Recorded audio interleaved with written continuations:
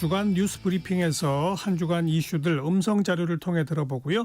이어서 정치 토크 직진 본능 직설하고로 이어가겠습니다.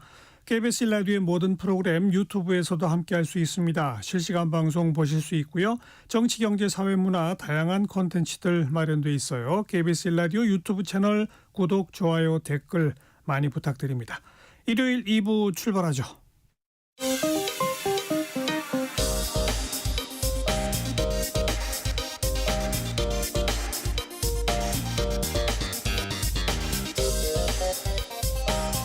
팩트체크 진짜 뉴스 정관용의 시사본부 KBS 1라디오 들어보면 압니다. 한 주간 주요 뉴스 생생한 음성 자료와 함께 정리해드리는 곽지연의 주간 뉴스 브리핑입니다. 곽지연 리포터 어서 오세요. 네, 안녕하세요. 윤석열 대통령 부부 공천 개입 의혹 사건의 핵심 인물이죠. 명태균 씨가 통화 복기록을 하나 공개했죠. 네, 김건희 여사가 지난해 총선에도 공천에 개입한 정황이 담겨 있다 이렇게 주장을 한 겁니다. 그런데 복기록에 등장하는 여러 인사 중에 일부는 곧바로 입장을 내서 명 씨의 주장을 부인했습니다. 지난 17일 월요일 KBS 9시 뉴스로 자세한 소식 들어보겠습니다. 김건희 여사와 마지막 텔레그램 통화 48분. 명태균 씨는 이 같은 제목의 입장문을 변호인을 통해 공개했습니다.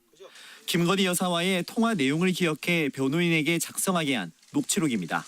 명 씨는 지난해 2월 16일부터 19일까지 자신이 김 여사와 6차례에 걸쳐 통화했다고 밝혔습니다. 명 씨는 당시 김 여사가 김상민 검사가 조국 수사 때 정말 고생 많이 했다. 창원 의창구 국회의원이 되게 도와달라고 말했다고 주장했습니다. 박완수 경남지사에게도 부탁해 놨다고도 했습니다. 김 여사가 거론한 인물은 김상민 전 대전 고검검사였습니다. 김 여사는 보수 정권 역사 이래 가장 많은 의석을 얻을 거라고 이철규 윤한홍 의원으로부터 들었다고 했습니다. 이에 대해 명 씨는 김 전 검사를 내려꽂으면 가만히 있지 않겠다며 강하게 반대했다고 주장했습니다. 그러면서 총선에서 대승을 거둘 거라는 이런 허위 보고 때문에 비상계엄 당시 중앙선관위에 계엄군을 보낸 것 같다고도 말했습니다. 명태균의 입이 곧 증거입니다. 그래서 그런 증거가 있다는 것을 저희들이 오늘 밝혔고, 명 씨 측은 정치자금법 위반 혐의 공판 준비 기일에 앞서 윤 대통령 부부를 조사하지 않은 검찰을 비판했습니다. 윤한홍 의원은 당시 김 여사와 소통한 사실도 없고 김 전 검사를 몰랐기 때문에 추천할 수도 없었다고 밝혔습니다. 박완수 경남지사도 당시 김 여사와 통화를 한 적이 없다고 부인했습니다. KBS 뉴스 이형관입니다. 윤 대통령 탄핵 심판 10번째 변론 기일에 마지막 증인으로 조지호 경찰청장이 나왔어요. 네, 지난 22일 헌법재판소에 출석한 조지호 경찰청장은 공소 사실과 관계된다면서 대부분의 진술 거부했습니다. 국회 봉쇄 그리고 정치인 체포에 대해서도 입을 열지 않았습니다. 헌법재판소 그 현장의 소식을 지난 21일 금요일 KBS 뉴스 광장으로 들어보겠습니다. 건강 문제를 이유로 헌법재판소에 2차례 출석 요청에 응하지 않았던 조지호 경찰청장. 헌재가 구인장까지 발부하겠다고 하자 재판정에 나왔습니다. 하지만 공소 사실과 관계된다며 진술을 대부분 거부했습니다. 삼청동에 있는 안가에서 비천구인 대통령과 국방부 장관 김용현 그리고 서울경찰청장 김봉식을 함께 만났죠. 관련 사안 공소 사실에 좀 포함돼 있어서.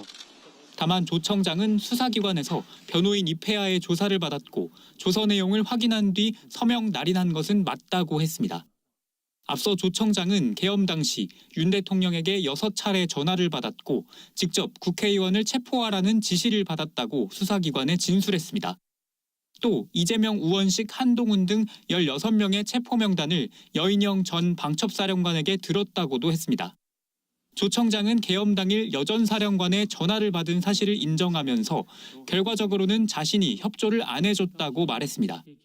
조 청장은 원래 국회 측에서 신청한 증인이었지만 윤 대통령 측에서 구인까지 원한다며 출석을 강하게 요청했습니다. 실제 조 청장이 출석하자 조 청장의 수사기관 진술 내용에 신빙성이 떨어진다는 취지로 신문했습니다. 경찰이나 검찰 조사 당시에 선망 증세가 혹시 있다던가 치료 중에 그런 건 없으셨습니까? 병원에 있을 때는 베드에 거의 뭐 누워서 조사받다시피 그렇게 했었습니다. 헌법재판소는 윤 대통령 탄핵 심판 변론을 오는 25일 종결하기로 했습니다. 탄핵 인용 여부는 이르면 다음 달 중순쯤 발표될 것으로 보입니다. KBS 뉴스 이원입니다. 같은 날 홍장원 전 국정원 1차장도 증인으로 또 출석했죠. 네, 이 탄핵 심판 5차 변론에 이어서 10차 변론의 두 번째 증인으로 출석을 했습니다. 두 번째로요. 이 홍장원 전 국정원 1차장은 이른바 체포 명단 메모를 작성한 그 경위 설명이 지난번과는 좀 달라졌습니다. 윤 대통령은 홍 전 차장이 거짓말로 공작을 하고 있다. 또 이렇게 주장을 했습니다. 지난 20일 목요일 KBS 9시 뉴스입니다. 윤 대통령 탄핵 심판 5차 변론에 이어 10차 변론의 두 번째로 증인 출석한 홍장원 전 국정원 1차장.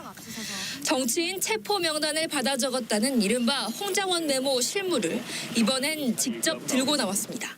메모 실물 직접 가지고 나오셨을까요? 네, 갖고 나왔습니다. 홍장원 전 국가정보원 1차장입니다. 계엄 당시 여인여 방첩사령관이 체포 대상자를 불러줘 받아 적었고 보좌관에게 다시 정리하게 했다고 거듭 주장했습니다. 이에 윤 대통령 측은 당시 적담한 명단을 그 다음 날 정서시킨 이유가 뭐냐며 정치적 목적으로 활용하려 한 거 아니냐고 따져 물었습니다. 홍 전 차장은 계엄 당시 방첩사가 체포하려던 인물들은 알고 있어야겠다고 생각했을 뿐이라고 반박했습니다. 국회 소추단 측은 메모가 여럿이라도 내용은 같지 않느냐고 강조했습니다. 또 방첩사 관계자들과 조지호 경찰청장도 여인영 전 사령관으로부터 비슷한 명단을 들었다는 점 등을 지적했습니다. 윤 대통령은 여 전 사령관이 조 청장에게 위치 확인 등을 부탁한 것은 여 전 사령관이 수사 개념이 없어 동향을 파악하려던 것이라면서 그런 부분은 정말 불필요한 일이고 잘못됐다고 말했습니다. 그러면서 계엄 당일 자신은 격려 전화를 했을 뿐이라며 홍 전 차장이 거짓말로 내란과 탄핵 공작을 하고 있다고 주장했습니다. KBS 뉴스 강푸른입니다. 역시 같은 날 한덕수 국무총리도 증인으로 나왔어요. 네, 한덕수 총리는 계엄 직전에 열렸던 국무회의가 절차적으로 흠결이 있어서 국무회의라기보다는 간담회에 가까웠다는 이 기존 입장을 거듭 확인했습니다. 헌법재판소 현장의 소식을 지난 20일 목요일 KBS 9시 뉴스로 들어보겠습니다. 그동안 비상계엄 전 진행됐다는 국무회의를 간담회로 본다고 했던 한덕수 국무총리. 증인 신문에서 간담회로 본다는 건 저의 주관적인 느낌이라면서도 이 회의를 국무회의로 보느냐는 질문에 통상의 국무회의와 달랐다고 말했습니다. 예, 통상의 국무회의와는 달랐고 또 형식적인 또 실체적인 흠결이 있었다고 생각합니다. 비상계엄은 경고성이었고 반나절 만에 끝나도록 계획했다는 윤 대통령 측의 주장에 대해선 들어본 적이 없다고 증언했습니다. 국무위원이나 혹은 증인에게 황영민 국회 소추단 측 대리인입니다. 선포하지만 반나절이면 해제될 것이다 이런 말을 하신 적이 있나요? 들어본 적 없습니다. 계엄 선포 직후 윤 대통령으로부터 이틀 뒤 행사에 대신 참석해달라는 말을 들었다고도 말했습니다. 이는 비상계엄이 최소 이틀 이상 이어질 것으로 의도한 것 아니냐는 해석이 나올 수 있는 대목입니다. 한 총리는 구체적 상황을 묻는 질문이나 의견을 묻는 질문 상당수엔 답변을 피하거나 사법부가 판단할 몫이라고 답했습니다. 그 모든 것은 수사 절차와 사법 절차를 통해서 판단되어야 한다고 생각합니다. 윤 대통령은 같은 심판정에서 총리가 증언하는 걸 대통령이 보는 모습이 좋지 않다면서 한 총리의 신문이 진행되는 동안 심판정 밖에 머물렀습니다. KBS 뉴스 공민경입니다. 윤 대통령에 대한 형사재판 20일부터 시작됐죠? 네, 첫 공판 준비 기일은 불과 13분 만에 끝이 났고요. 뒤이어서 열린 구속 취소 신문에서는 이 구속이 법규에 맞는지를 두고 윤 대통령 측과 또 검찰의 공방이 벌어졌습니다. 지난 20일 목요일 KBS 9시 뉴스로 현장의 소리 들어보겠습니다. 윤 대통령 측은 검찰이 구속기간이 만료된 뒤 윤 대통령을 구속 기소해 법을 위반했다고 주장했습니다. 형사소송법상 구속기간은 열흘인데 구속영장 심사 등에 걸리는 기간은 여기 포함되지 않습니다. 윤 대통령은 지난달 26일 구속 기소됐는데 윤 대통령 측은 구속영장 심사에 쓰인 시간을 시간 단위로 계산해 구속기한이 지난달 25일까지라고 주장했습니다. 반면 검찰은 법조문에 따라 시간이 아닌 일로 계산해 구속기한은 지난달 27일까지라고 반박했습니다. 재판부는 앞으로 열흘 안에 추가 의견서를 받아 검토한 뒤 구속 취소 여부를 결정하겠다고 밝혔습니다. 이에 따라 법원 판단은 이르면 다음 달 초쯤 나올 거로 보입니다. 윤 대통령은 법정에 출석했지만 직접 발언하진 않았습니다. 절차적 요건에 관한 부분이어서 윤갑근 윤 대통령 측 변호인 말씀하실 게 없던 것으로 알고 있습니다. 검찰은 서면 증거가 7만 쪽에 달해 집중 심리가 필요하다며 형사재판을 일주일에 2, 3회 진행해달라고 요청했습니다. 재판부는 다음 달 24일 공판 준비 기일을 한 차례 더 열 예정입니다. KBS 뉴스 신현옥입니다. 헌법재판소는 25일 오는 화요일 윤 대통령 탄핵 심판 마지막 변론을 진행하겠다고 예고했죠. 그렇습니다. 그러면서 이제는 탄핵 심판의 증인 신문이 이제 이틀 전에 마무리가 됐고요. 돌아오는 화요일 마지막 변론 기일에서 윤 대통령은 시간 제한 없이 최종 진술을 하게 됩니다. 재판관들은 양측의 최종 진술을 듣고 평의를 거쳐서 결론을 내리게 됩니다. 지난 21일 금요일 KBS 9시 뉴스 끝으로 들어보겠습니다. 윤 대통령 탄핵 심판 변론 절차가 다음 주 화요일 25일에 마무리됩니다.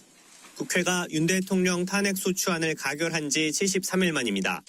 헌법재판소는 모두 10차례 변론 기일을 통해 증인 16명을 신문하며 집중 심리를 이어갔습니다. 이제 남은 건 사실상 국회 탄핵 소추단과 윤 대통령 측의 최후 진술뿐입니다. 그날은 증거 채택이 되었으나 증거 조사를 하지 않은 증거 조사를 포함하여 양측 대리인들의 종합 변론과 당사자의 최종 의견 진술을 듣는 절차를 진행하겠습니다. 헌재는 다음 주 마지막 기일 때 양측 대리인에게 각각 2시간씩 종합 변론 기회를 준 뒤 정청래 국회 탄핵소추위원과 윤석열 대통령으로부터 시간 제한이 없는 최종 의견 진술을 듣습니다. 변론 절차가 다 끝나면 철저한 보안 속에 재판관 평의를 이어가고 마지막 평의에서 각 재판관 의견을 최종 취합하는 평결 절차를 거치게 됩니다. 그 다음 주심 재판관 주도로 결정문을 쓰고 선고 기일을 잡게 됩니다. 앞서 노무현 전 대통령은 변론이 끝난 뒤 14일, 박근혜 전 대통령은 11일 뒤 선고가 이뤄졌습니다. 유일한 변수로는 마은혁 재판관 후보자의 선고 전 취임 가능성이 꼽히는데 이번 사건은 8인 체제에서 심리를 이어온 만큼 마 후보자가 선고에 참여할 가능성은 낮습니다. 이에 따라 법조계에선 윤 대통령 탄핵 심판 선고는 다음 달 중순에 이뤄질 거라는 예상이 우세합니다. KBS 뉴스 김태훈입니다. 네, 주간 뉴스 브리핑 여기까지입니다. 곽지연 리포터 수고하셨어요. 네, 고맙습니다.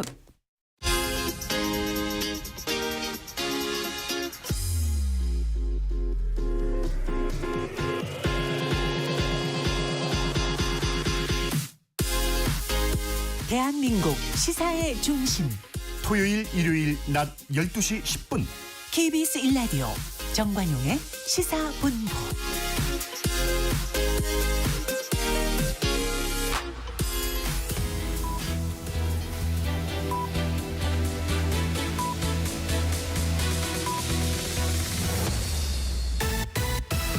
직진 본능 직설하고 고고고 뒤돌아보지 않습니다. 정관용의 시사본부. 말 돌리지 않습니다. 할 말은 합니다. 직진 본능 직설하고 용인대학교 최창렬 교수, 대통령 리더십 연구원의 최진 원장 두 분 오늘도 나오셨습니다. 어서 오세요. 안녕하세요. 네, 안녕하십니까. 자, 전반부 공통 질문입니다. 금주의 뜬 인물, 진 인물. 최창렬 교수, 뜬 인물 누굽니까? 저는 더불어민주당이 이재명 대표를 생각했는데 이재명 대표를 지금 새삼스럽게 뜬 인물로 말하는 게 이상하긴 하겠습니다만 민주당의 정체성이 중도 보수라는 거. 어쨌든 이번 주에 가장 얘기가 많이 나왔던 것 같아요. 탄핵 그 국면하고는 좀 달리 말이죠. 그래서 이슈를 새삼 이제 환기시키면서 민주당에 나아갈 방향, 그리고 아무튼 이슈를 메이킹했다는 거, 그리고 민주당 내에서도 여러 가지 논쟁이 있습니다만 아무튼 최근에 이재명 대표가 그래도 논란의 어떤 중심에 섰다는 측면에서 저는 뜬 인물이 이재명 대표다. 화두를 던졌다. 예. 네. 이 얘기 뭐 이따가 또 좀 나눠보고요. 네. 최진 원장은 뜬 인물. 저는 한덕수 총을 읽어봤습니다. 그러니까 현재 마지막 10차 변론 때 쐐기를 박았다고 할까, 뭐 좀 방점을 찍었다고 할까, 이렇게 그동안의 양측의 논란에 대해서 말이죠. 그래서 상당히 아마 윤석열 대통령 쪽에서는 계엄의 국무회의 절차가 문제 없었다, 뭐 이런 뭐 발언을 기대했는지 모르겠지만은 확실하게 이번에 막판에 예. 분명히 이렇게 흠결이 있었다라고 이렇게 지적을 해서 마치 저는 그 한덕수 발언 그 좀 대세가 마지막에 이렇게 팍 부는 듯한 그런 느낌을 좀 받았습니다. 게다가 뭐 반나절 만에 끝난다 그런 얘기는 들어본 적도 없다. 뭐 이런 얘기까지 했고. 자, 금주의 진인물 최창렬 교수. 전 인물은 아니고요. 국민의힘. 네, 국민의힘이 최근까지 여론조사가 민주당보다 앞선 게 많이 나왔었어요. 예, 대체로 말이죠. 근데 지난주 갤럽 조사에서 좀 바뀌었거든요. 그 중도층은 특히 차이가 더 벌어졌어요. 많이 벌어졌어요. 그러니까 국민의힘의 지금 그 위상이라는 게 너무 극우 쪽으로 전 몰려가는 것 같고요. 스스로들이 말이죠. 아주 궁벽한 좀 울트라 라이트로 몰려가는 것 같은 느낌이 드는데 그 지금 지점을 쳐들어오고 있는 게 지금 이재명 대표거든요. 중도우수라는 거. 그거 자책해야 돼요. 자책하고 자초한 건데 국민의힘이. 그러면서부터 국민의힘이 서서히 극우적인 인물들과 같이 편승하면서 그쪽에 뭔가 지지의 결집한 지지 결집에 호소하는 듯한 이런 부분들이 이제 서서히 효과가 나타나고 있다. 안 좋은 부정적 효과가. 그래서 이번 주는 국민의힘이 아주 상황이 안 좋았었다. 그래서 가장 진 인물로 국민의힘을 꼽았습니다. 네. 탄핵 심판 증인 신문 등등이 진행되면 될수록 중도층들이 더 멀어져 간다. 이제 그런 증상을 보여주고 있는 거죠. 네. 최준 원장 금주의 진인물. 저는 이번에 이제 외국 사람을 꼽았습니다. 미국의 트럼프 대통령. 네.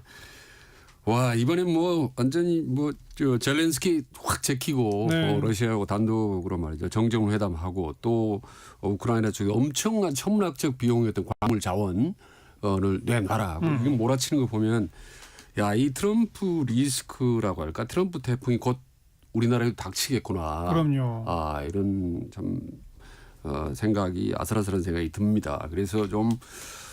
별로 좀 좋은 느낌이 들지 않아서 일부러 좀 진 인물로 꼽아봤습니다. 어떻게 보면 뜬 인물인데 반대로 지금 어떻게 보면 알겠습니다. 자, 우리 지난주 이 시간 토론할 때 특히 우리 최창렬 교수께서 그 윤 대통령 측에서 그렇게 한덕수 총리 꼭 증인으로 불러야 된다. 뭐 조지호 경찰청장 불러야 된다. 홍장원 국정원 제1차장 또 불러야 된다. 그렇게 불러야 된다. 그래서 뭐 세 사람 추가로 증인 채택을 했는데. 결과적으로 다 대통령 측한테 불리하게 될 거다. 그러셨잖아요. 그렇죠, 제가. 예측이 그대로 맞았어요. 뭐 당연히 상식적인 예측이었어요. 저만. 그런데 왜 그렇게 부르고 싶어 했을까요? 근데 어쨌든 그래도 한덕수 총리에게는 절차적 흠결이 없었다는 말 듣고 싶어 했던 것 같아요. 그 말을 할 리가 있나요? 할 리가 없죠. 그리고 홍장원 차장은 더욱더 그렇죠. 더욱더 그런 말 할 리가 없는 건데 그만큼 이제 국민의힘이나 그 특히 대통령 측의 변호인단이 전략이 부재한 거고 이제 막바지 한계에 온 거예요. 한계에 온 겁니다. 어쩔 수 없어요. 아무리 이게 머리를 쓴다 하더라도 실체적 진실이라는 게 있기 때문에 가릴 수가 없는 거거든요. 그래서 결국은 자신들은 어쨌든 그래서 반대심을 통해서 뭔가라도 이제 끌어내려고 했는데 그게 안 됐던 거죠. 당연히 정상적인 예측으로 우리가 상식과 합리화 관점에서 볼 때 이들이 유리한 증언이 나올 수가 없죠. 대통령 측에게 말이죠. 아주 완전히 쐐기를 박았어요. 세 사람이 말이죠. 네. 혹시 물에 빠져본 적이 있습니까? 저요? 예, 지푸라기라도 잡고 있는 인생이라고 보는데요. 그러니까 윤석열 대통령이 저는 아무리 생각해봐도 그 세 사람이 그나마 막판에 좀 유리한 발언을 끌어낼 수 있는 그런 인물로 어떻게 보면 오판을 한 것 같아요. 그나마 아무리 찾아봐도 다른 계엄 군인들은 어렵고 그나마 끄집어냈는데 막판에 오히려 더 불리한 불러내지 않은 것만 못한 그런 상황이 이제 돼버렸죠. 내일 모레 이제 마지막 입장 발표들을 하게 되는데 특히 뭐 윤 대통령이 어떤 말을 하길지 관심사잖아요. 그렇죠. 근데 저는 뭐 특별한 얘기는 안 나올 것 같아요. 뭐 일각에선 뭐 대통령이 국민께 뭐 불편을 드리고 이런 사과가 있을 거라는 얘기도 하는 사람도 있던데 그래서 모르죠. 나올 수 없는데 저는 뭐 그런 발언은 안 나올 것 같고 초지일관 개혁은 정당했고 개혁은 합법적이었다. 그리고 야당의 무도한 행태에 대해서 경고하기 위한 것이었고 나라를 지키기 위한 거였다. 그리고 실패한 계엄이 아니다. 그 효과가 성공을 했기 때문에 그래서 2시간 만에 해제한 것이고 그러면서 이제 야당의 여러 가지 행태를 비판하고 전 그렇게 얘기할 것 같아요. 초저일관 그리고 내란 프레임이고 탄핵 공작이었다. 윤 대통령이 직접 변론에서 얘기한 거거든요. 재판정에서. 그런 논리를 전 더 강화하게 얘기하지 않을까. 상당한 오랜 시간 얘기할 것 같긴 한데 그래서 이제 그 뭐 재판 결과도 재판 결과입니다만 지금 이제 탄핵 반대 집회에 나오는 사람들에게 메시지를 전달하는 그쪽에 또 주안 좀 둘 것 같다는 생각이 듭니다. 뭐 어제도 이런 표현을 좀 썼었습니다만 혹시 탄핵이 인용되더라도 네. 저를 지지하는 국민들 뭐 그건 뭐 받아들여야 된다. 네. 뭐 대신에 뭐 대선을 치르는데 국민의힘이 다시 주권하도록 힘을 모아달라. 뭐 이 정도 얘기 안 나올 것 안 나올 것 같은데. 안 나와요? 안 나올 것 같아요. 뭐 제 예측이 틀렸으면 좋겠는데 저는 안 나올 것 같습니다. 그러니 안 나올 것 같아요. 이번에 지금 시간 제한 없지 않습니까? 네. 마음대로 얘기하는데 뭐 보수 진영에서는 그런 식으로 코치를 하더라고요. 너무 얘기 또 길게 하면 안 된다. 벌써부터 말이죠. 그걸 걱정하는 것 같아요. 심리 쪽에. 근데 그 어쨌든 관심사는 윤 대통령 입에서 튀어나오니까 한 3가지 정도 올 것 같아요. 우선 대국민 사과. 있을 것 같다. 의 발언이 그게 저하고 다른 할지 그러니까 할지 관심이 그러니까 전혀 안 나온다고 보시는 거죠. 네, 안 나올 것 같아요. 근데 이제 대세가 이러면 이 판에는 마지막에 할지 저도 비슷하게 생각하는데 그래도 또 모릅니다. 어떻게 튀어나올지. 또 하나는 물론이죠. 또 지지층을 향한 메시지의 강도. 분명히 말은 나오거든요. 지지층을 향해서 뭔가를. 근데 그 발언이 과연 분노의 불을 지르는 그런 발언을 저는 할 가능성이 높다고 봅니다. 지금까지 그렇게 해왔기 때문에. 그러나 그 강도가 어느 정도 세일지 이게 하나 이제 궁금하고, 세 번째로는 뭐 가능성이 낮지만 하야 관련된 그런 발언을 하게 될지. 이 계엄도 어떻게 보면 국면전환 노린 거 아니겠습니까? 하야도 어떤 본인의 과오를 인정하는 측면이 아니라 다분히 전략적 차원에서 전격적으로 어떤 메시지는 튀어나올 하야가 가능성. 가능합니까? 하야가 그냥 불가능하다고 알고 있는데 지금 재판 중인데 하야가 가능해요? 그 논란이 있습니다. 근데 뭐 윤석열 대통령 그동안에 뭐 불가능한 게 있었습니까? 하면 하는 거죠. 뭐. 재판 중에 그리고 변론 최종 변론인데 그날 하야를 발표한. 선언을 해버린 거죠, 뭐. 사실 그러니까 그거는 선언에 불과한데 아무런 의미가 없고. 법적 효과가 이제 그 여부는 불가능한 얘기예요, 사실. 저는 그런 거 안 나올 것 같아요. 네, 저도 그 가능성은 이제 적다고 봅니다만은 본인이 이제 이걸 놓고 정치적 득실을 판단하지 않겠습니까? 이대로 탄핵으로 가는 것, 그 다음에 전격적으로 하야 선을 하는 것이 추후 조기 대선을 할 경우 어느 게 더 유리할 거라고 볼 건데, 제가 이제 개인적으로 윤 대통령 옆에서 코칭을 한다면은 탄핵으로 가는 것이 뭐 헌재의 어떤 뭐 편파성 이런 부분을 주장하고 계속 강경으로 가기에만 전략적으로는 좀 더 득이 많다고 판단하지 않을까 이렇게 생각을 합니다. 두 분 전망은 탄핵 인용입니까? 기각입니까? 전 인용입니다. 8대0. 저 개인 뭐 추측입니다. 최준 원장. 저도 뭐 당연히 두말 알려져 없이 인용의 가능성이 아주 높다고 봅니다. 인용이 안 된 말이죠. 상정할 수가 없어요. 왜 그러냐면은 인용이 안 되면 나라가 우리 상상할 수 있는 영역 밖의 일로 갑니다. 그리고 이건 기각을 상상할 수 없어요. 그렇다면 그야말로 이제 헌법 체계 법치주의가 완전히 부정되고 무정무지로 가는 거예요. 그러면 아닌 말로 뭐 이런 말은 글쎄 어떨지 모르겠습니다만 군 내부가 가만히 있겠어요? 만약에 대통령이 복직하면 계엄과 유사한 형태가 올 수 있다고 봐요. 계엄을 또 선포한다는 게 아니라 그렇게 된다면은 전 군 내부가 일사불란하게 움직이지 않는다. 그래서 그건 다시 말하면 내전 상태가 될 수 있기 때문에 그야말로 그냥 정치적 내전, 심리적 내전이 아니라 물리적 내전이 될 수 있기 때문에 끔찍하네요, 끔찍해. 상상할 수 없어요. 저는 그래서 무조건 100% 인용이다. 저는 뭐 그렇게 강력하게. 대체적으로 동감하면서 인용이 만약에 안 될 것 같았다면 이미 헌재에서 어떤 소리가 나왔습니다. 사실은. 지금 헌재 재판관 구성원들이 지금 중도가 3명이고 보수가 2명 아니겠습니까? 그럼 그 5명이 어떻게 보면은 상당히 좀 방향을 달리 할 수도 있고 특히 이진숙 방통위원장 재판관에서 4대4로 나졌습니까? 그럼 최소 4명 정도 그 사이에서 뭔가 이의 제기라든지 다른 목소리가 그동안 나왔을 가능성이 높은데 전혀 지금 없었거든요. 우리 항상 주심이 문영배 재판관이 뭐 항상 최근 들어서 뭐 8명 공동으로 뭐 이런 얘기를 뭐 얘기 다 만장일치로 했다 뭐. 그랬는데 뚜껑을 열고 보니 만약에 다른 결과가 나왔다 하면 그건 뭐 완전히 뒤집어지는 거고 헌재의 정말 존립 자체가 상당히 오히려 문제가 될 수 있다. 그래서 어쨌든 뭐 최 교수님 의견 그리고 또 제가 방금 말씀드린 거 종합하면 인용 가능성이 거의 뭐 절대도 100% 그렇게 아무튼 뭐 인용될 게 거의 확실시되니 파면 당하느니 스스로 물러나는 하야 선택을 하는 것이 보수 진영을 결집하는 데는 더 도움이 된다. 뭐 이런 논리적 근거로 일부 보수 논객들 사이에서 자진 하야 가능성을 언급하는 거 아니겠어요? 그렇게 그렇게 볼 수 있죠. 합리적인 관점인데 기본적으로 윤 대통령이 합리적인 사람이 아니에요. 왜냐하면 합리적이면 말이죠. 이런 걸 할 수가 없어요. 비상계엄을. 이건 어떠한 논리로도 말이죠. 야당의 행태가 무리한 건 무리한 거고 굳이 그렇게 주장한다. 글쎄 그건 그렇고. 근데 그걸 가지고 계엄을 선포해가지고 야당에 경고를 한다? 그 자체 합리적이 않다. 근데 아까 그 최찬희 교수가 그런 언급하셨는데 하야가 불가능하다 법적으로? 전 그렇게 알고 있거든요. 논란이 있는 걸로 알고 있는데 하야라는 게 지금 현재 형사 피의자면서 탄핵 재판 중인데 그게 하야가 가능한가요? 저는 그 양론 있는 걸로 저도 들었어요. 네, 방금 말씀 그런 이제 이 논리들이 있습니다. 주장 그 법조인들 사이에서도 그러나 본인 이제 제가 말씀드린 선언해버리면 그 선언의 정치적 효과인데 지금 탄핵에서 인용한다는 얘기는 대통령직을 파면한다는 거잖아요.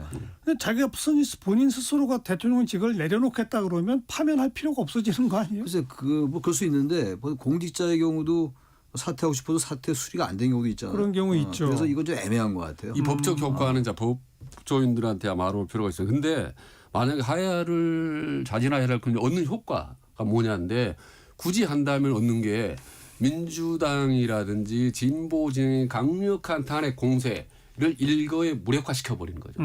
봐라, 내가 자진 사퇴했는데 이제 더 이상 뭘 공격하느냐라고 상대의 공격 예봉을 꺾어버리는 효과를 기대할 수는 있다라고 그러는 거죠. 아니 근데 이 하야라는 게 말이죠. 파면하고 다른 게 일단 물론 형사 재판은 이제 그 범죄 혐의를 입증하는 거예요. 다른 거죠. 이거 그건 아니란 그런 말씀이죠. 알겠습니다. 무슨 말인지 알겠는데 목적은 대통령을 파면에 이르게 하느냐 안 하느냐 문제니까 하야했으니까 같은 거냐 이런 말씀이잖아요. 근데 이건 다른 게 하야는 어쨌든 간에 그 처음에 이 탄핵 재판이 들어가기 전에 하야라면 내가 알아서 그만두는 건데 탄핵 재판이 진행되고 있고 이게 과연 헌법과 법률에 위반되냐 이걸 따지고 있는 거기 때문에 파면은 그 여러 가지 법률 위반을 명시적으로 얘기하는 것이고 하야는 자신이 인정하는 거기 때문에 저는 그건 아닌 것 같아요.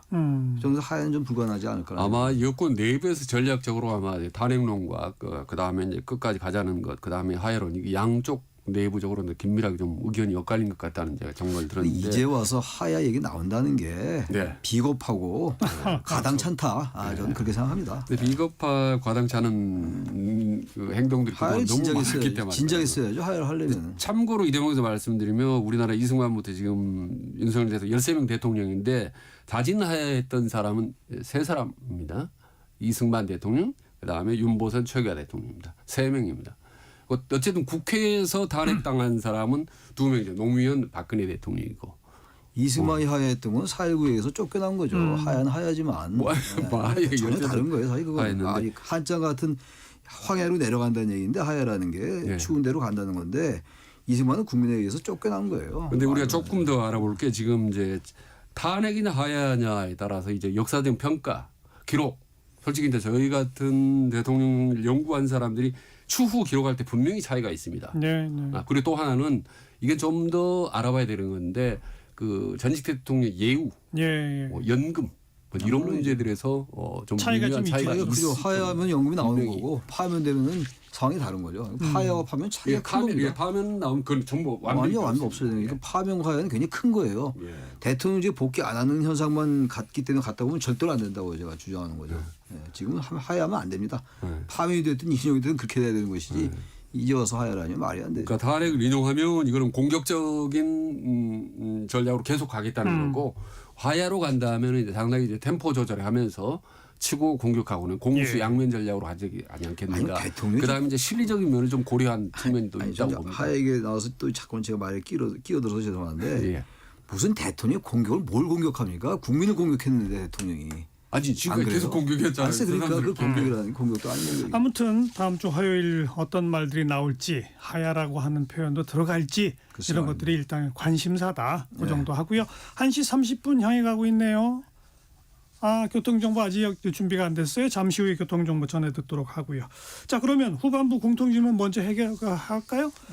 그럼 중에 핫한 한마디 최창렬 교수. 저는 명태균 게이트, 명태균 사건이 조금 다시 부서하는 것 같아서 돼지는 잔치날에 잡는다. 그 말을 꼽아봤어요. 명태균 씨 측에서 한 얘기인데 이 지금 홍준표 시장과 오세훈 시장을 겨냥한 말이거든요. 그래서 이제 오세훈 시장은 사기죄로 그리고 홍준표 시장은 이제 정치자금법 위반으로 고발하겠다, 고소하겠다 이 얘기인데 예. 상당히 논란이 있을 것 같아요. 이거는 오세훈 홍준표 시장에게는 상당히 많이 불리할 것 같아요. 부인하고 있습니다만 그 부인하기에 만만치 않은 것 같아요. 여러 팩트들이 말이죠. 네. 일단 돼지는 잔치나 잡는다. 이걸 요청할 것 같습니다. 본격적으로 조기 대선이 확정되면 후보 경선이 시작될 것이고 오세훈, 홍준표 두 분도 아마 나설 것으로 네. 예상이 되는데 두 분은 이 이른바 이 명태균 리스크라고 하는 것이 상당히 괴롭힐 것이다. 저는 크게 불리해질 것 같아요. 네. 만만치 않을 것 같습니다. 네. 좋아요. 최준 원장은? 저는 이제 아까 모두의 최 교수님 말씀하셨지만 이재명 대표 발언입니다. 그러니까 국힘당은 구정당이고 민주당은 중도 보수 정당이다. 라는 일종의 이제 선언인데 어떤 멘트나 발언이라기보다는 예. 정치 선언인데 이 부분에 대한 이후의 정치적 후폭풍은 정말 만만치 않을 겁니다. 아마 예, 이 내부적으로 이미 지금 언론에 나오고 있지만은 근데 이제 문제는 제일 중요한 거는 이제 중도층이 어떻게 움직일 거 아니겠습니까? 저는 아직까지는 중도층이 주목하는 효과는 거뒀지만은 절대로 원화적으로 절대 움직이는 흡입 효과는 저는 뭐 아직까지는 네. 뭐 스톱이라고 보는 건데 이 효과 상관없이 내부 투쟁이지 않습니까? 민주당 내부 권력 투쟁 이게 앞으로 좀 만만치 않을 것 같아요. 네. 자, 교통정보 전해드릴게요. 임초희 씨. 네, 이 시각 교통정보입니다. 전국의 고속도로 내내 수월했다가 교통량이 이제 서서히 늘고 있습니다. 서해안고속도로 서울 쪽 일찍에서 금천교까지 밀리고요. 경부고속도로 서울 방향은 수원 4차로에서 사고가 났습니다. 사고 여파로 뒤로 4km 구간 정체가 되기 시작했고요. 이후에는 달래내에서 반포 나들목까지도 답답한데요. 양재 5차로에도 사고가 있습니다. 광주 원주고속도로 광주 방향은 서원주에서 밀리고요. 이후에는 흥천 2포와 동곤지암에서 각각 막히고 있습니다. 영동고속도로 인천 방향은 진부 부근에서 진부 2터널까지 교통량 늘었고요. 상주 영천고속도로 상주 방향으로 군위휴게소 부근 1차로에서 사고를 처리하고 있습니다. 통영대전고속도로 통영 방향으로 신율터널 부근 1차로에도 승용차 단독 사고가 있어서 주의를 하셔야겠는데요. 부근에서 사고 여파로 정체입니다. KBS 교통정보센터에서 임초희였습니다.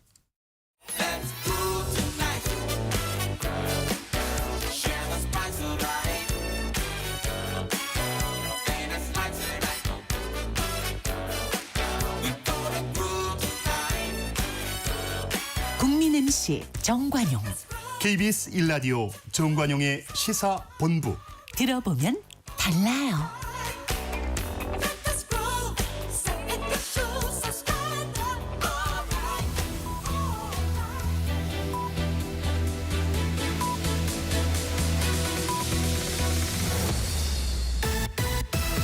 직진 본능, 직설하고 고고고. 뒤돌아보지 않습니다. 정관용의 시사본부.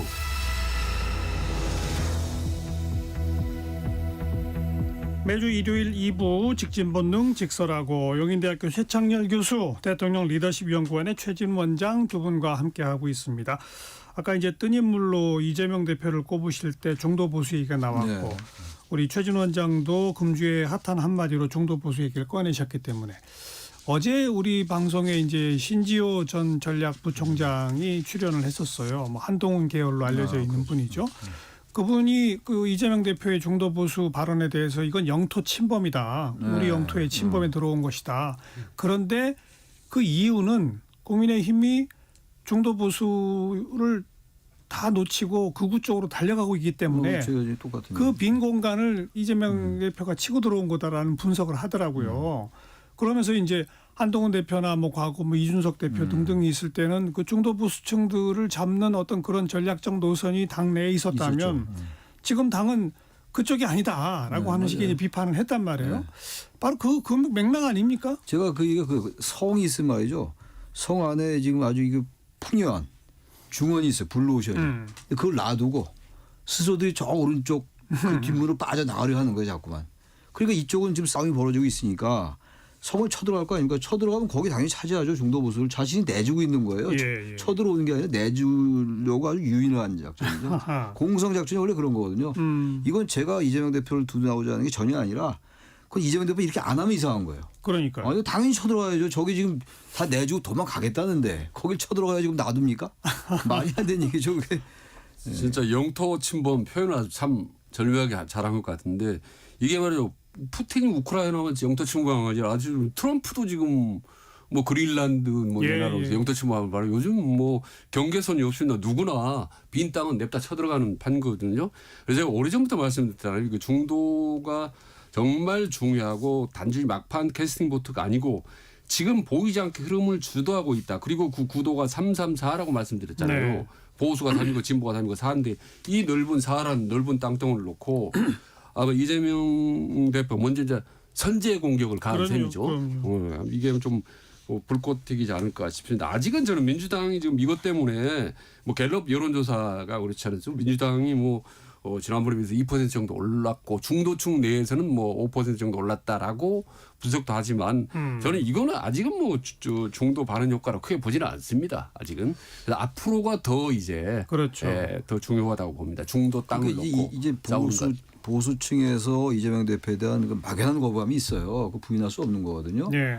여러 정책의 측면도 있고 이른바 뭐 법적인 측면도 있고 다 있는 건데 일단 그 말을 하면 이재명 대표가 워낙 거짓말을 많이 했으니까 믿을 수 없어라는 생각도 있겠지만 그럼 일단 저 사람이 우리 쪽으로 올 수 있느냐는 생각을 할 수 있기 때문에 이번에 이재명 대표 한 전략 중에서 저는 아주 잘한 전략 같아요. 전략적 전술 측면에서 볼 때 이게 논란도 야기시켰잖아요. 이슈를 메이킹했고 자기한테 이슈를 끌어왔고 보수층이 이제 보기 시작했고 보는 거예요 일단. 단지 그 이후에 정책이나 이런 게 전혀 엇갈리게 행보하면 그건 효과가 없겠습니다. 그렇게 하겠어요?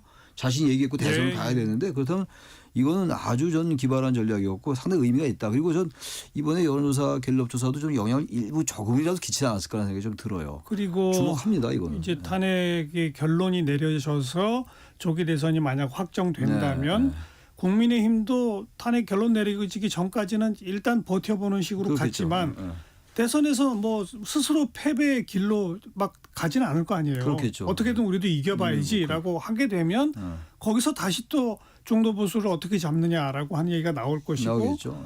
한동훈 전 대표 뭐 곧 책을 쓰고 책을 내고 냈죠. 다시 복귀할 뜻을 보이는 것도 바로 그런 목소리를 이제 반영하지 않겠어요? 그런 거죠. 그러니까 우리 사회가 이제 아주 그 중요한 정책 다툼으로 들어가는 거예요. 네. 그런 것도 의미가 있다고 좀 봅니다. 그래서 이거를 무슨 입은 뭐 사기꾼 뭐 이런 얘기를 하는데 그렇게 국민의힘이 그렇게 얘기해봐야 국민의힘에 도움이 안 돼요. 왜 이런 말이 나오고 우리가 이 영토를 뺏기고 있는가? 왜 이 궁벽한 울트라 익스트림 라이트로 스스로들이 몰려가고 있는 걸 반성해야죠. 그 반성 없이 무조건 이재명 대표 보고 사기꾼이다 이런 식으로 잎사귀다 이런 얘기하는 건 국민의힘의 그 수준이 저는 대단히 실망스럽다. 저는 조금 놀란 게 이게 저는 뭐 이재명 대표가 중도 개혁론이나 중도 진보론을 내세울 줄 알았는데 중도 보수론을 내세울. 그러니까 말이에요. 상당히 갑자기 확 돌다 보니까 이게 좀 놀랍고 앞으로 논란이 있을 수밖에 없다는 이유가 이후 여기에 맞춰서 이제 과거에 했던 본인이 했던 발언, 행보, 정책, 공약들 이거 유턴해야 되지 않습니까?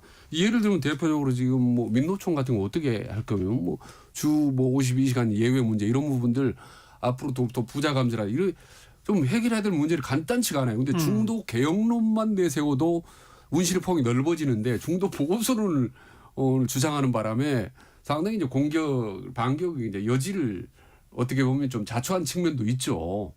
중도 보수란 말입니다.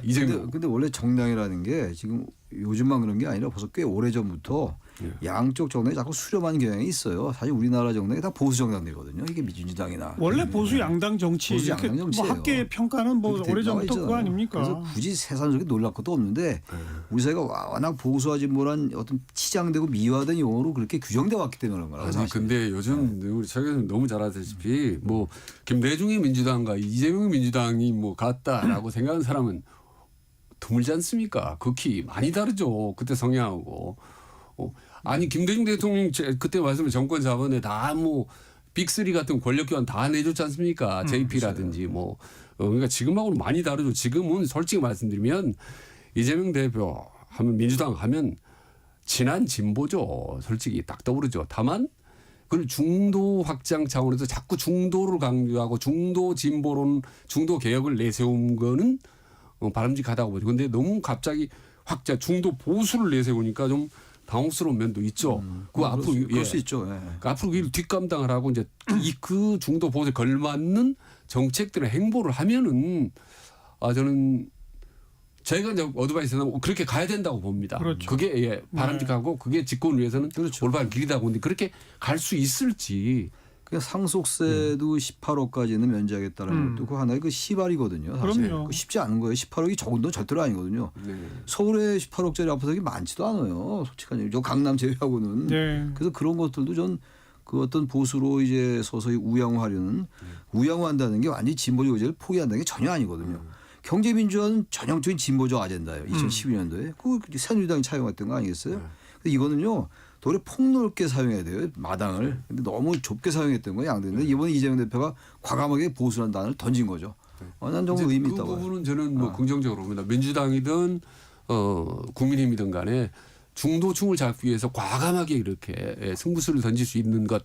그럼 뭐 지금 양극단 정치 속에서 바람직하고 필요하다고 봅니다. 물론이죠. 그런 점에서 뭐 어떻게 보면 상당히 좀 나름대로 과감하고도 위험한 그런 카드를 던진 건데 그게 실제로 이제 앞으로 언행이 그렇게 일치가 될지. 근데 이제 요런 게 지켜봐야죠. 일파만파로 국민의힘에도 영향을 미친다는 게 저의 분석인 거고. 미칠 수밖에 없죠. 그게 이제 본격적으로 후보 경선에 들어가게 되면 한동훈, 오세훈 뭐 이런 분들이 좀 중도적인 거고. 그렇겠지. 김문수, 뭐 홍준표 이런 분들은 좀 보수적인 거고 이런 건데 어떤 대결 구도가 어떤 식으로 짜여질지 또 당원들 당심의 또 당원들의 마음은 어떻게 흘러갈지 여기서 이 계엄과 탄핵이라고 하는 윤 대통령과의 관계 설정을 어떻게 해나갈지. 그렇죠. 그게 제일 또 관심사 아닙니까? 그렇죠. 그 변수들이 지금 이게 입체적으로 얽혀 있어요. 예. 탄핵하고 정책 이런 건 좀 다른 거긴 하지만 그게 보수 진보가 그렇게 딱 떨어지가 않는다고요. 예를 들어서 법치주의를 중시하는 건 물론 진보도 당연히 중시해야 되지만 그래도 보수의 가치가 법치주의잖아요. 근데 헌재 쓸어버리겠다. 그 말에 동의하는 듯한 느낌을 주는 게 지금 국민의힘이란 말이죠. 쓸어버린다는 말을 안 했지만 그건 보수가 아닌 거예요. 자신들은 진정한 보수라고 주장하면서 상대방이 보수라고 한다고 그걸 공격하면서 자신들이야말로 보수의 진정한 가치를 저버리고 있는 거거든요. 예. 그러면서 그때 국회에서 말씀하신 그런 논쟁이 이 정책과 더불어 가지고 상당히 의미가 있을 수 있죠. 네. 입체적으로 될 수 있다는 얘기예요. 의미가 있는 거죠. 네. 그리고 전반적으로 요즘에 좀 뜨고 있는 주목받는 차기 대권주자들이 대개 좀 중도 성향이 있는 사람들이 많은 것. 또 저는 다행이라고 생각을 합니다. 사실은. 그렇죠. 뭐 오세훈이니 뭐 한동훈 뭐 다 그런 거 아니겠습니까? 그리고 어떻게 보면 홍준표 시장은 그렇게 강하게 또 극우라고 볼 수는 없지 않습니까? 상대적으로 좀 더 보수적인 거죠. 좀 더 상대적으로 보수지만 극우라고 보지는 않잖아요. 사실. 극우라는 단어가 잠깐 극우 그러는데 반공주의 앞세우고 반중 앞세우고 혐중 앞 이거 극우인 거예요. 그렇습니다. 극우. 헌재 부정화 이거 극우가 뭐 이상한 뿔 달린 게 극우가 아니고 그런 게 극우인 겁니다. 뿔 안 달렸죠. 근데 뭐 요즘에 거의 뭐 뿔 달린 이상으로 발언한 분들 많이 있으니까. 그리고 좀 김문수 같은 경우도 사실 어떻게 보면은 이쪽 많이 뭐 극우다 이런 이미지가 있었는데 최근에 보니까 상당히 좀 발언의 수위라든지 조금 조절하는 것 많이 같죠? 낮추는 것 같은 맞아요, 느낌이 좀 들고 좀 그래서 본인이야말로 진짜 서민 편이다 뭐 이런 글쎄요. 얘기들 많이 하고 있고 그런 거 봐서는 조금 그 발언 수위 조절에 들어간 것 같은데요. 예, 뭐 그런 어쨌든 좀 바람직하다고 그리고 또 야권에서는 이재명 대표 계속 또 진보 색깔이 강했지만 최근 들어 그렇기 때문에 크게 보면 전체적으로 여야에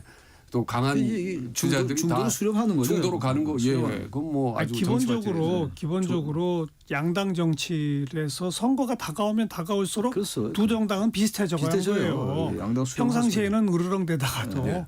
그런데 게다가 이제 여기는 지금 계엄과 탄핵이 겹쳐 있기 때문에 기억하시겠지만 뭐 정광훈 같은 분들이 지금 굉장히 주목받고 무슨 구심점인 것처럼 보이지만 정광훈 씨도 당을 만들어서 지난 총선에 참여했으나 했어요. 뭐 의석을 하나도 못 얻을 뿐 아니라 이 유의미한 득표율을 얻지는 못했어요. 오히려 그쪽에서 표를 조금 가져가는 바람에 개혁신당 비례 의석이 한 석 더 늘어나는 거죠. 뭐 그런 결과도 나왔었고요. 이런 걸로 보면 지금은 이 탄핵이라고 하는 좀 중차대한 국면을 맞아서 양극으로 확 치달려 가는 것도 보이지만 요게 결론이 나고 나서 다시 선거 국면으로 가면 보수 진영도 재편될 것이다. 네, 보수 진영의 대표성이 지금은 마치 정광훈 쪽으로 있는 것처럼 보이지만 그거는 일시적인 현상일 뿐이다. 그렇게 봐야 되는 거 아니에요? 근데 걱정되는 거는 정권 잡고 나면 또 다시 폴리색깔로 돌아가는 경우가 많지 않습니까? 그건 그래요. 그게 문제죠. 그게 참. 그게 문제 아니겠습니까? 그거는 뭐 하루아침에 해결될 것 같지 않고 구조적인 문제인데 아무튼 이제 탄핵 국면이 좀 가라앉고 특히 국민의힘이 좀 제자리로 돌아와야 돼요. 너무 지금 오른쪽으로 가가지고 영토 다 뺏기려고 하고 저런 상황이기 때문에 저거는 결국 진보 정에도 좋은 일이 아니거든요. 저렇게 되면 극우가 되면. 그러니까요. 아마 좀 지나면은 이제 국민힘도 정신 차리고 다시 강력하게 중도로 내세우면서 여야 간에 또 국민의 민주당하고 보수 쟁탈전이 벌어질 거예요.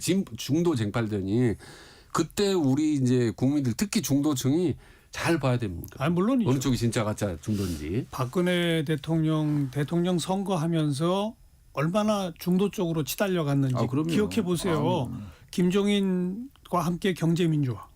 글쎄요. 그러니까. 그리고 그 누굽니까 안대희와 함께 정치개혁 정치개혁했던 거 아닙니까? 정치개혁 양쪽 아젠다를 제일 먼저 딱 치고 들어갔어요. 그렇지만 대통령 집권하고 나니까 일제 그 말이 싹 사라졌어요. 경제민주화는 뭐 완전 사라졌죠. 완전히 사라지고 나서 총선에 임박해서 뭘 했느냐 진박 간별사들이 등장을 했어요. 그 결과가 탄핵이에요. 탄핵이었죠, 결국. 그건 똑같은 일이 되풀이된 게 윤석열 대통령인 겁니다. 윤석열 대통령이 대통령 될 때 중간에 우여곡절은 있었으나 아무튼 이준석과 같은 세력의 도움, 안철수 후보와의 단일화 이런 거 덕분에 천신만고 끝에 대통령의 간신이 된 거 아니에요? 물론이죠. 근데 되자마자 한 일이 뭡니까? 이준석 몰아내기부터 시작해서 그리고 총선에서 참패. 그러니까 탄핵으로 오는 거잖아요. 맞아요. 이건 8년 전하고 똑같은 일이 지금 반복되고 있는 겁니다. 똑같아요. 그걸 보수 진영이 모르지 않는다 이거죠. 그래서 저는 대선 국면이 본격적으로 시작되면 이쪽도 달라질 것이다. 달라질 수밖에 없을 것이다. 없는데 문제가 뭐냐면 한동훈 같은 후보가 주목을 받겠냐 이겁니다. 주목 저는 받을 수 있다고 본다는 거죠. 그런데 지금의 그야말로 자꾸 이 보수가 극우화하려는 저런 모습을 볼 때 한동훈 대표 같은 목소리가 힘을 못 얻을 것 같아요. 저는 힘을 얻었으면 좋겠는데. 아니 만약 한동훈 대표야말로 직접적으로 윤석열 대통령과의 그런 아주 극단적 대립 이런 게 있었다면 반대로 오세훈 시장 같은 경우 주목받는 게 수 있죠. 비슷한 중도로의 확장 가능성이 있죠. 아니에요? 오세훈 시장 그래서 오세훈은 지금 주목받고 있는 거고요. 저는 한동훈도 사실은 윤석열 대통령이라 친윤계한테는 껄끄럽겠지만 국민의힘이라든지 혹은 전체적으로 보수 진영 보면은 저는 훨씬 더 파일을 넓힐 수 있는 그런 역할을 할 거라고 봅니다. 일종의 국민의힘 내부의 매기 효과를 할 수 있다고 봅니다. 중도층을 자꾸 강조하고 하기 때문에. 근데 저는 여기서 사실 그래서 이번 한동훈의 책을 이제 전했는데 본인이 이제 오랜 검사 생활 그 부분 얘기를 통으로 뺐다는 거 아닙니까? 아예 전혀 언급을 안 했다는 거 아니겠습니까? 할 수 있죠. 뭐 그런 비판을 많이 하던데. 홍준표, 손흥민이 축구 얘기 안 하고 책 낸 거하고 비슷하다 이런 얘기도 한 사람 얘기는 다 따라들하고 그러는데 그래도 그런 거 좀 안 했으면 좋겠고. 오세훈 시장이 근데 그 탄핵에 대해 이 계엄에 대해서 분명한 얘기를 해야 돼요. 여기서 또 애매해졌어요. 오세훈 한동훈 대표 같은 전 대표는 확고하잖아요. 어쨌든 계엄은 정당하지 않았다. 잘못된 거다. 근데 지금 오세훈 시장은 그런 입장을 갖다가 이제 자신이 경선도 가야 되고 국민의힘의 지지가 자꾸 국민의힘의 이 스펙트럼이 극으로 가는 것 같으니까 우쪽으로 가는 거 자꾸만 애매하게 하는 거 그렇게 하면 안 됩니다. 중도를 확고하게 하되 적어도 이 정치산에서 분명한 얘기를 해야 돼요. 자꾸 오세훈 시장 그렇게 하면 말이죠. 임팩트 약해집니다. 제가 볼 땐 그래요. 그러니까 탄핵이 이제 윤석열에서 인용이 되면 그때는 이제 본인들이 다 너도 나도 얘기를 할 거야 아마. 그때는 다 얘기할 텐데 그때 가서는 전 늦을 것 같아요. 확실한 입장을 얘기해야지 정치인이. 이런 역사적인 국면에서는 자기 입장을 확실히 해야 돼요. 그런 정체나 이런 거에서 유연성을 가져야 되는 것인데 탄핵이나 이런 거 가지고 애매하게 얘기하다 오세훈 시장이 그런 것 같더라고요. 제가. 그거는 임팩트 별로 없을 거예요. 계엄에 대해서는 뭐 부정적인데 그게 탄핵에 대해서 애매하다. 애매합니다. 아마 국민의힘이 경선을 이제 하게 될 거 아닙니까 나중에 그때 아마 이 부분 방금 그게 나올 겁니다. 계엄에 대한 그 당시의 태도 이런 이 부분 집중적으로 아마 서로 간에 공방이 이제 벌어질 것 같다고 그러는데 저는 사실 민주당 부분도 이제 뭐 다시 돌아가면 사실 뭐 지금 우클릭하고 이재명 대표 한다고 하면 지난번 문재인 정부 때는 상당히 저는 어떤 좌클릭 이런 진보 색깔이 너무 강했다고 저는 지적을 하고 싶은 거예요. 바로 저는 그런 것 때문에 오히려 윤석열 민주주의 대통령 지지도가 높았지만 정권을 뺏겼지 않습니까? 결국은 중도가 넘어갔다고 보는 거예요. 저쪽으로.